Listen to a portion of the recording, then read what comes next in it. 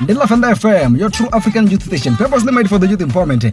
Bana wali team rakudza ipi tindote rane pano Thengwe na musi roda Thengwe ngoro nama in the flesh tindote ndo na bashumisana ba TB na Rolex na TB na Rolex rodota na mashudu machudeni a grade 12 fane pano riba ngone zwabudi basari disappoint sachi dozo Thengwe achi disappoint na muti achi disappoint na ngwaha na muti TB abana ba Thengwe bakuimba ngamanda nikwana bapfabo.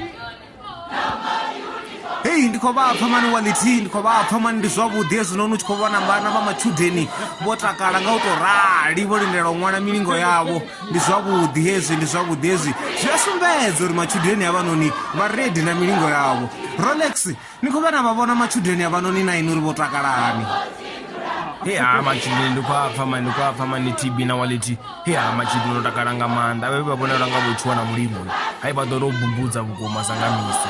Hey, ndo bana mashudu anepa na mudukoro doba babiri bararwa nepa bane bari bana kupfiwa bananganira mina nepa kala Thengwe FM.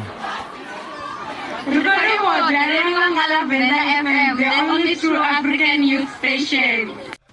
Ikadibala Thengwe FM, your true African youth station, purposely made for the youth empowerment. Anepa Thengwe so na gangamanda unenepo rodanga nama in the flesh kama na chide nepa risko tuweza rubangolo zwabudi so zino hakama to register by mazo zino kawa kana zipeni sera spezi bubu kawa pendu tari risko kaiwa rendele to wazo zino nepa Thengwe risko mashudu mabuya ni ngone zwabudi la Thengwe FM, your true African youth station, purposely made for youth empowerment.